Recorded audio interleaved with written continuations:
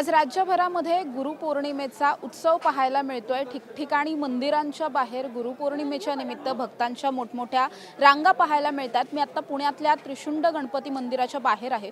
तुम्ही जर या ठिकाणी पाहिलं तर खूप मोठी रांग आहे। या मंदिराचं वैशिष्ट्य आहे मुळातच या मंदिरातला गणपती हा 3 सोंडांचा गणपती आहे आणि अतिशय सुंदर असं हे रेखीव कोरीव काम असलेलं शिल्पकलेचा अतिशय स्तुत्य नमुना असलेलं हे सगळं मंदिर आहे आणि या मंदिराचा खूप मोठा इतिहास आहे। पण या मंदिराचा इतिहास जेवढा मोठा आहे तेवढंच हे मंदिर रहस्यमयी सुद्धा मानलं जातं, कारण या मंदिराला एक तळघर आहे आणि हे तळघर केवळ गुरुपौर्णिमेच्या दिवशीच उघडतं आणि खास हे तळघर पाहण्यासाठी म्हणून ही इतकी मोठी रांग असते। आत्ताही आपण पाहिलं तर जवळपास 2 ते 2.5 किलोमीटरची रांग या ठिकाणी असलेली पाहायला मिळते। दरवेळेस सोमवार असेल किंवा संकष्टी असेल किंवा इतर काही सण असतील, या सणांनाही मंदिरामध्ये गर्दी असते, पण ही गर्दी इतकी जास्त नसते जेवढी गर्दी गुरुपौर्णिमेच्या दिवशी असते, कारण यामागे खूप मोठा इतिहास आहे। पुण्यातलं असं हे एकमेव मंदिर आहे की ज्या मंदिराचं तळघर केवळ आणि केवळ गुरुपौर्णिमेच्या दिवशीच ओपन होतं आणि त्यामुळेच हे तळघर पाहण्यासाठी, खाली असलेल्या देवतांचं दर्शन घेण्यासाठी म्हणून ही इतकी मोठी रांग या ठिकाणी लागलेली आपल्याला पाहायला मिळते। खरं तर हे मंदिर अतिशय जुनं आहे, पेशवेकालीन मंदिर आहे आणि मंदिर जेवढं जुनं आहे अर्थात तेवढा मोठा इतिहास सुद्धा मंदिराचा असलेला पाहायला मिळतो। आत्ता जर आपण पाहिलं तर ही जी गणपतीची मूर्ती आहे या ठिकाणची, ही मूर्ती अतिशय सुंदर आणि अतिशय नेहमीच्या मूर्त्यांपेक्षा खूप वेगळी असणारी ही मूर्ती आहे। कसबा पेठेतून मंगळवार पेठेच्या दिशेने जाताना सोमवार पेठ आणि मंगळवार पेठेच्या काठावरती वसलेलं हे मंदिर आहे आणि मंदिराची एकंदरीत शैली जर आपण पाहिली तर शिवमंदिरांप्रमाणे असणारी ही मंदिराची शैली आहे। कालानुरूप थोडासा बदल झालेला आहे, मात्र तरीही आपण पाहिलं तर अतिशय सुंदर हे मंदिर आजही पाहायला मिळतं। मात्र थोडंसं दुर्लक्षित आहे असं पण म्हणूयात, कारण पूर्वीच्या काळी या भागामध्ये खूप मोठ्या प्रमाणात समाध्या असायच्या लोकांच्या आणि समाध्यांच्या बाजूला अनेकदा मंदिरं किंवा शिवमंदिरं बांधलेली असायची, त्यामुळे फार जास्त या ठिकाणी येऊन दर्शनासाठी तेव्हाच्या काळी गर्दी नसायची, त्यामुळे हे मंदिर थोडंसं दुर्लक्षित झालं असं आपण म्हणू शकतो। नंतर मात्र या मंदिराचा आता एकंदरीत इतिहास आणि मंदिर किती सुंदर आहे हे सगळं जसजसं कळतंय तशी या मंदिराची ख्याती ही राज्यभरात जात असलेली पाहायला मिळते। आपण जर बघितलं तर या ठिकाणी भाविकांनी गर्दी करण्यामागची सुद्धा जर एकंदरीत भावना आपण पाहिली तर मुळात मंदिराचा इतिहास खूप मोठा आहे। हे मंदिर जे आहे, मंदिराची स्थापना 1754 मध्ये भीमगिरी गोसावी यांनी केलेली होती, म्हणजे पेशवेकालीन मंदिर आहे। मंदिराचं पूर्ण बांधकाम होण्यासाठी जवळपास 16 वर्ष लागलेली होती। अतिशय सुंदर मंदिर आहे आणि आपल्याला अजिंठा वेरूळच्या लेण्यांचा कुठेतरी भास होतो अशा पद्धतीचं हे मंदिर आहे। या ठिकाणी जी गणपतीची मूर्ती आहे, जसं मी आधीही सांगितलं की या गणपती बाप्पाला 3 सोंडा आहेत आणि 6 हात आहेत, त्यामुळे अतिशय वेगळी ही मूर्ती आहे। एकंदरीत पाहिलं तर ही मूर्ती मयुरेश्वर आपण ज्याला म्हणतो, म्हणजेच मोरावरती विराजमान झालेली ही मूर्ती आहे, त्यामुळे मूर्तीचं खूप जास्त वेगळेपण आहे। साहजिकच ज्या मूर्त्या ऐनवेळी आपल्याला इतर वेळेस पाहायला मिळतात त्यापेक्षा खूप वेगळी आहे। एकंदरीत शैली जर आपण पाहिली तर राजस्थानी आणि दक्षिण भारतीय शैली या मंदिराच्या बाहेरचं जे कोरीव काम आहे त्यावरती आपल्याला पाहायला मिळते आणि वास्तुकलेचा अतिशय स्तुत्य नमुना असं म्हणून हे मंदिर खूप जास्त प्रसिद्ध आहे। मंदिराचे जे संस्थापक होते गोसावी यांनी त्यांच्या शिष्यांनी याच तळघरात बसून आध्यात्मिक साधना केलेली होती आणि त्यामुळेच हे तळघर जे आहे ते गुरुपौर्णिमेला केवळ उघडतं। इतर कोणत्याही दिवशी हे तळघर जे आहे ते पूर्णपणे बंद असतं आणि मुळात तळघर केवळ उघडलं जात नाही तर या तळघरामध्ये अक्षरशः गुडघ्यापर्यंत पाणी असतं आणि तो सगळं जे काही रहस्य आहे या सगळ्या मागचं तेच जाणून घेण्यासाठी म्हणून खरं तर भक्तांची गर्दी या ठिकाणी झालेली असते। गोसावी संप्रदायामध्ये गुरु आणि गुरुपौर्णिमेला खूप जास्त महत्त्व आहे आणि मंदिराची स्थापनाच मुळात गोसावी समाजाकडून झाली असल्यामुळे हे मंदिर पाहण्यासाठी इतक्या मोठ्या संख्येने गर्दी जी आहे ती या ठिकाणी होत असलेली पाहायला मिळते। बाहेरचे जे मंदिरावरची नक्षी आहे या नक्षीमध्ये खूप काही दडलेलं पाहायला मिळतं, म्हणजे एका शिल्पामध्ये तर अक्षरशः ब्रिटिश सैनिकाला साखळीनं बांधून ठेवलेलं दाखवलेलं आहे। म्हणजेच काय तर पेशवे काळाच्या नंतर त्यावेळेस जेव्हा मुळात ब्रिटिशांनी आक्रमण आपल्यावरती केलेलं होतं त्या सगळ्याचा कुठेतरी नमुना किंवा त्याचं एक प्रतिबिंब म्हणून ते सुद्धा शिल्प या ठिकाणी असलेलं पाहायला मिळतं. त्यामुळे खूप सुंदर मंदिर आहे आणि नागझरी ओढा जो आहे त्या ठिकाणी हे मंदिर उभारलेलं आहे. पूर्वीच्या काळी या परिसरामध्ये खूप सधन लोक राहायचे, त्यामुळे हे मंदिर इतकं सुंदर आहे आणि नंतरच्या काळात मात्र थोडंसं दुर्लक्षित झालेलं होतं. आता पुन्हा एकदा मंदिराचं जुनं वैभव परत आलंय असं आपण म्हणू शकतो आणि त्यामुळेच आता या मंदिरामध्ये इतकी गर्दी पाहायला मिळते. आत्तापर्यंत जर आपण पाहिलं तर जवळपास 2 ते 2.5 किलोमीटरची भाविकांची रांग या ठिकाणी असते आणि जोपर्यंत ही रांग संपत नाही तोपर्यंत हे तळघर जे ते बंद केलं जात नाही. म्हणजे ती रांग संपायला रात्रीचे 1:30 वाजतील, 2 वाजतील, पहाटेचे 5 वाजतील, कितीही वाजतील, तोपर्यंत ही रांग अशीच सुरू असते आणि तोपर्यंत ही रांग बंद केली जात नाही. हे खरं तर वैशिष्ट्य आहे, कारण प्रत्येकाला हे तळघर पाहायचं असतं आणि त्यामुळेच हे तळघर जोपर्यंत उघडं ठेवलं जातं तोपर्यंत भाविकांची गर्दी असते आणि रात्री उशिरा उद्याच्या दिवशीपर्यंत सुद्धा जर ही रांग संपली नाही तर हे तळघर अशाच पद्धतीनं उघडं ठेवलं जातं. आपण काही भाविकांशी सुद्धा या ठिकाणी बोलण्याचा प्रयत्न करणार आहोत की ते कुठून आलेले आहेत, त्यांना या मंदिराच्या बाबतीत नेमकं काय वाटतं हे समजून घेण्याचा प्रयत्न. कुठून आलात तुम्ही? सोलापूर. ह्याच वर्षी बघितलं युट्यूबला आणि बघालो. हां. आणि खास मंदिर पाहण्यासाठी हो, मग दर्शन कर, मूर्ती दाखवली, फक्त गुरुपौर्णिमेला मंदिर उघडतं असं त्यात वाचलं आणि आलो दर्शनाला.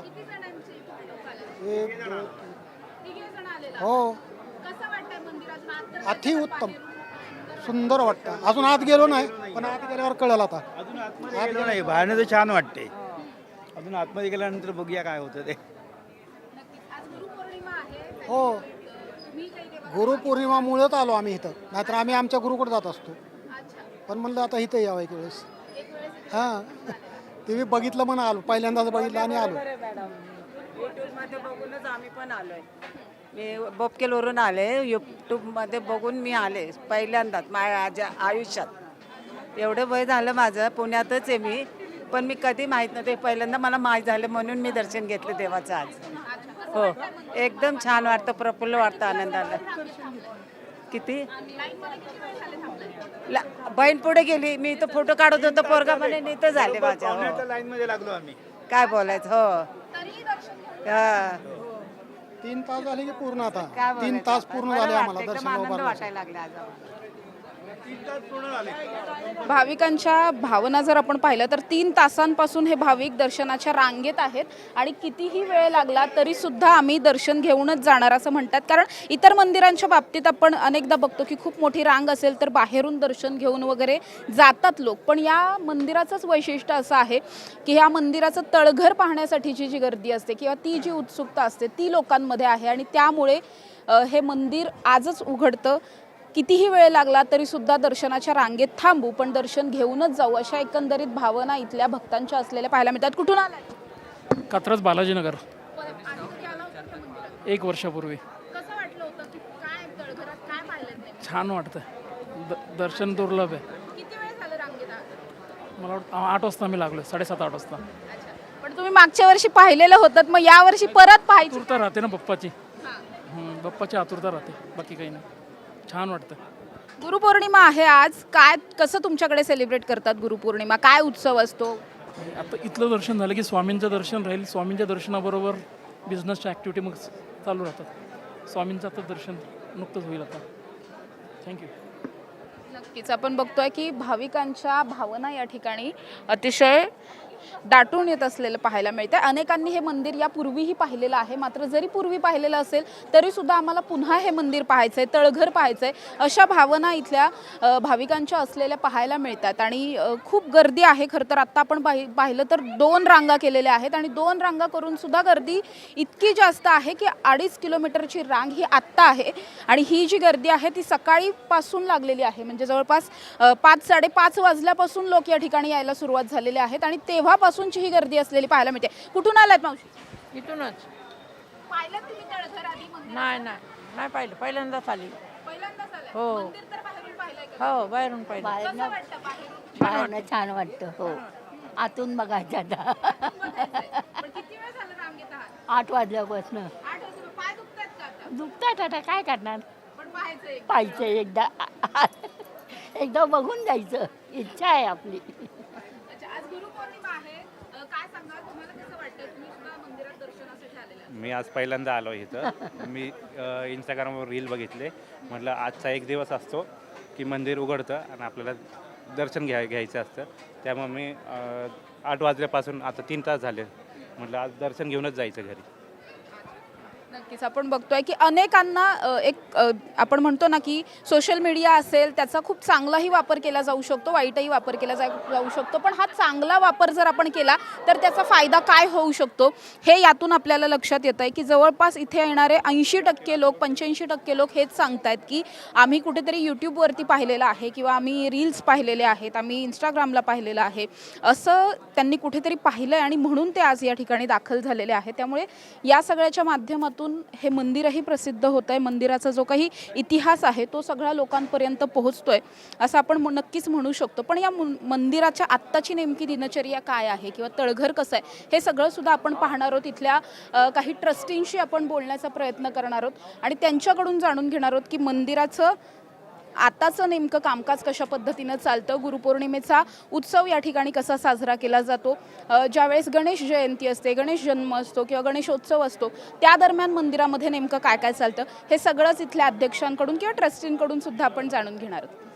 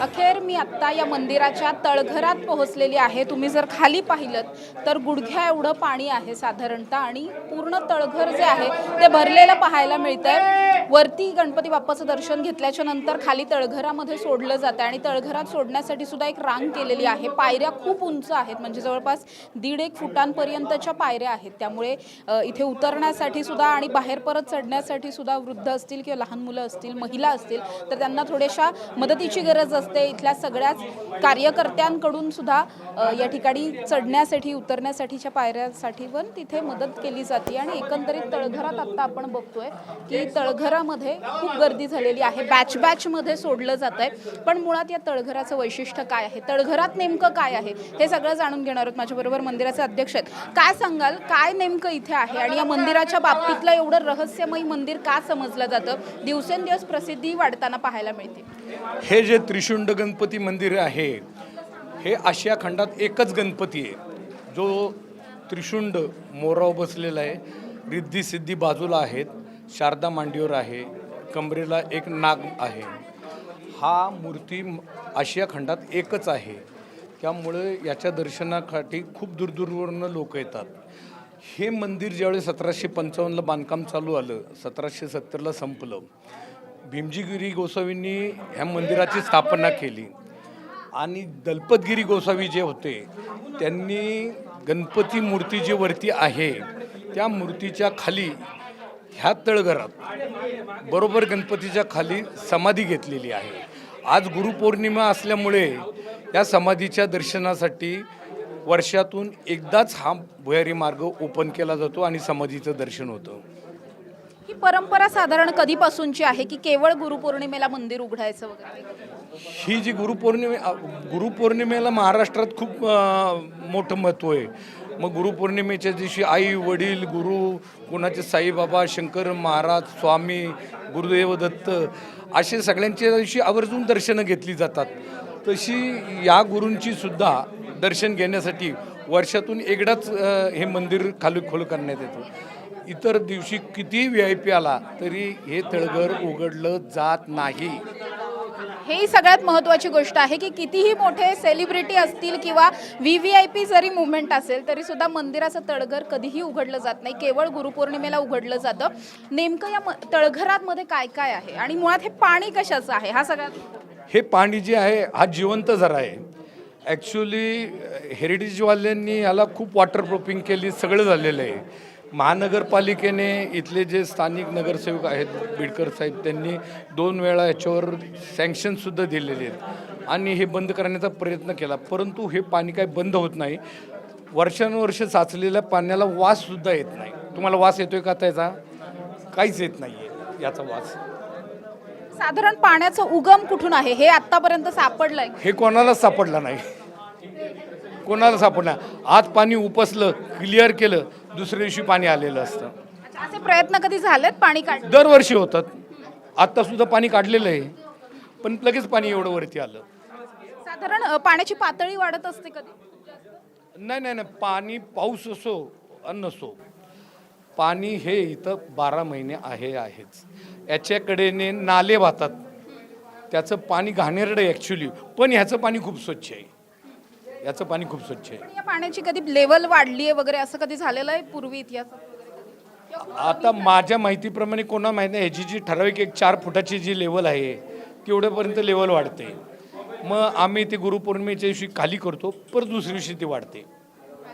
नक्कीच, म्हणजे गुरुपौर्णिमेच्या दिवशी खास भक्तांना या ठिकाणी येता यावं म्हणून पाणी उपसलं जातं. तरी 2 फूट पाणी असतंच याच्यात, किती जरी उपसलं तरी.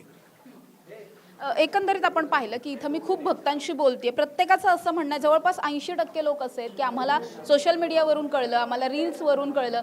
हळूहळू कुठेतरी मंदिराचा इतिहास मागच्या काही वर्षांपर्यंत थोडासा आपण म्हणू शकतो दुर्लक्षित झालेला होता. आता पुन्हा एकदा मंदिराचा इतिहास सगळ्यांसमोर येतोय, मंदिरामध्ये भयंकर गर्दी होते. तुम्हाला कसं वाटतं? हे तुम्ही सांगताय नक्कीच आहे. गेले 10 वर्षापासून इथं गर्दी खूप वाढते. मीडियामुळं तर खूपच गर्दी झाली, परंतु इथे मला काल एक दाम्पत्य असं आलं होतं, ते जुन्नरवरून आलं होतं आणि त्यांनी सांगितलं की आमची मुलगी आम्हाला रोज सांगते, काही दिवस गेले की मला एक काळ्या पाषाणातला त्रिशुंड गणपती दिसतो, तो मंदिर कुठं आहे हे शोधत ते काल इथं आले. ते असे गुजरातवरून आलेत, साऊथमधून आलेले आहेत, आसपासच्या ग्रामीण भागातून लोक आलेली आहेत. म्हणजे या गणपती दृष्टांत 100% प्रत्येक भाविकाला कुठे ना कुठे तरी देतो. गुरुपौर्णिमेच्या दिवशी नेमकं मंदिरामध्ये काय काय असतं? गुरुपौर्णिमेच्या दिवशी महत्त्व म्हणजे हे तळघर उघडलं जातं दर्शनासाठी. हे समाधी जी आहे त्या गुरूंची, तिच्या दर्शनासाठी हे तळघर उघडलं जातं आणि 12 महिने इथे जेवढे उत्सव सण येतात तिथं साजरे केले जातात. या गणपतीच्या नावाने इथे 105 वर्ष जुनं मंडळ आहे. मंडळाची पण उत्सव मूर्ती त्रिशुंडचीच आहे. तसेच त्रिपुरी पौर्णिमा जी असते त्याला दीपोत्सव खूप मोठा असतो. प्रत्येक उत्सव इथं मोठा भरतात. तसेच चतुर्थी दिवशी खूप भाविक इथे येतात. साधारण दररोजची दिनचर्या काय असते की दररोज कुणाला हे मंदिर पाहण्यासाठी यायचं असेल तर दररोज काय? साधारण 6 ते 7च्या दरम्यान हे मंदिर उघडलं जातं. तर संध्याकाळी 9-9:30ला आरती झाल्यानंतर बंद होतं. त्या टायमाला अनेक भाविक येतात. पूर्वी आसपासचे लोक होतं ते, परंतु आता आम्ही पहिले परदेशातली लोकंसुद्धा इथे येतात, पाटेच येतात आणि अनेक आर्ट साईडचे विद्यार्थिनी इथं येतात. खूप ट्रिप येतात इथं आणि अनेक कार्यक्रमसुद्धा गणपतीच्या इथंच लोक सादर करतात. नक्कीच आपण बघतोय की अतिशय सुंदर हे मंदिर आहे. मंदिराचा सर्व इतिहास आणि आत्ताची दिनचर्या सुद्धा आपण समजून घेण्याचा प्रयत्न केलेला होता. आता आपण आत जाणार आहोत, तळघराच्या आतमध्ये जिथे ही समाधी आहे, जी समाधी पाहण्यासाठी खरं तर इतकी गर्दी होत असते. ज्यांनी या मंदिराची स्थापना केलेली होती त्यांची ही समाधी आहे आणि ते त्यांच्या शिष्यांबरोबर या ठिकाणी ध्यानसाधना वगैरे करायचे आणि त्यामुळे खरं तर त्यांच्या माध्यमातून त्यांचे गुरु असलेल्या गोसावींची ही समाधी आणि या समाधीच्या दर्शनासाठी सुरू झालेली ही गुरुपौर्णिमेची परंपरा, असं एकंदरीत महत्त्व आहे. याच्या बरोबर वरती गणपतीची मूर्ती. अच्छा, जिथे ही समाधी खाली आपल्याला पाहायला मिळते एक्झॅक्ट वर याच ठिकाणी गणपती बाप्पाची मूर्ती आहे, जी त्रिशुंड गणपतीची मूर्ती आहे, ही एक्झॅक्ट याच ठिकाणी वरती आहे. या ठिकाणी आपण पाहिलं तर पाणी तसं नाहीये या समाधीच्या शेजारी. बाहेर मात्र खूप मोठं पाणी. गणपतीला ज्यावेळेस रोज अभिषेक केला जातो त्या अभिषेकाचं पाणी या समाधीवर पडतं.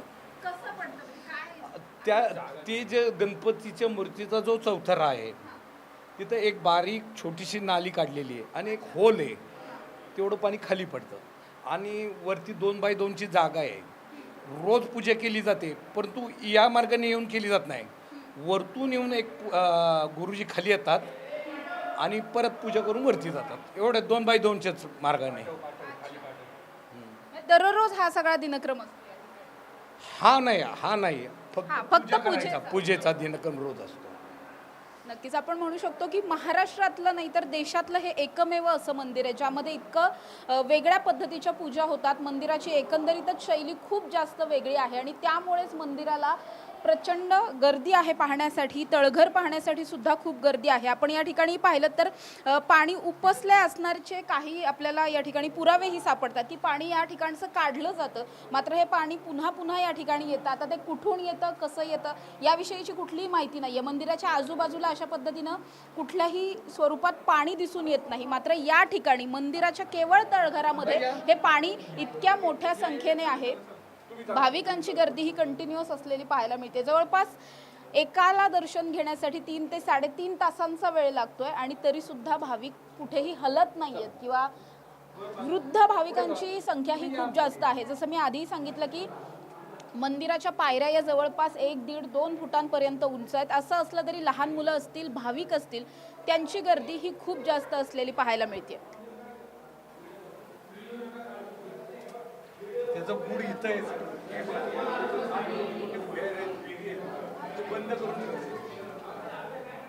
कसं वाटतंय, तुम्ही पाहिलं आता तळघर, कधी पाहिलं होतं का याच्या आधी? नाही, माझं पहिल्यांदाच मी इथे आली आहे. खूप छान वाटलं. नक्कीच भाविकांना फार हे तळघर आवडलेलं आहे. वृद्धांची संख्या खूप आहे. कसं वाटतंय तुम्हाला तळघर, तुम्ही कधी पाहिलं होतं? मी कधी पाहिलं नव्हतं, पहिल्यांदाच आले, पण खूप छान वाटतं. आलो आम्ही आणि खूप छान वाटतंय. हो, आम्ही रांगेत VIP दर्शनाने आम्ही VIP एमर्जन्सीमध्ये होतं, त्यामुळे एमर्जन्सी नाही राहत आम्ही. खूप छान आहे, खूप सुंदर आहे. गेल्या वेळेस पण मी आली होती. खूप छान वाटतंय आता. एमर्जन्सी नव्हती असल्यामुळं आम्ही. नक्कीच आपण बघतोय आजीबाई आहेत, 91 वर्ष त्यांचं वय आहे आणि तरी सुद्धा त्या पूर्ण वेळ रांगेत थांबून मग या इतक्या उंच पायऱ्यांनी खाली उतरून आता त्या या तळघरामध्ये दर्शनासाठी आलेल्या पाहायला मिळतात.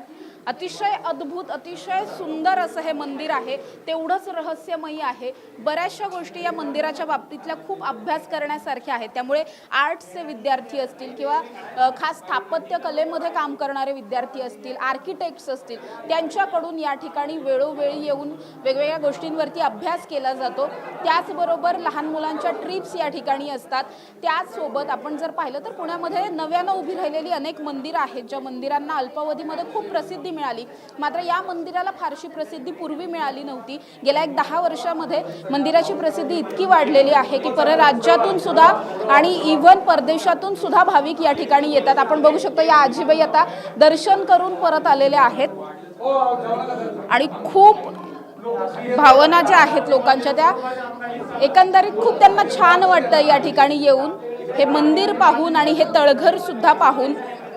त्यामुळे केवळ गुरुपौर्णिमेच्या दिवशी उघडणाऱ्या या मंदिरामध्ये आज दिवसभर सुद्धा, उद्या पहाटेपर्यंत सुद्धा अशीच रांग असणार आहे. जोपर्यंत रांगेतला शेवटचा व्यक्ती या तळघरात येऊन दर्शन घेत नाही तोपर्यंत मंदिराचे पदाधिकारी याच ठिकाणी असतात आणि मंदिरामध्ये ही जी दर्शनाची रांग आहे ती अशाच पद्धतीने चालू राहते. त्यामुळे तुम्ही कधी हे मंदिर पाहिलं नसेल तर तुम्ही यंदाच्या वर्षी किंवा मग पुढच्या वर्षी या मंदिराला नक्कीच भेट द्या. कॅमेरा पर्सन निलेशसह समृद्धी जाधव, टॉप न्यूज मराठी, पुणे. तुमची car, electric panel, data server आगीपासून सुरक्षित आहे का? नाही? मग आजच बसवा F protect temperature activated fire suppression device. यामध्ये आहे eco friendly non toxic pressurised liquid जे आग लागल्यास क्षणार्धात ऍक्टिव्हेट होऊन आगीवरती मिळवते नियंत्रण. बसवण्यास अतिशय सोपे आणि सुटसुटीत. टेकालिपचे एक दर्जेदार उत्पादन एफ प्रोटेक्ट.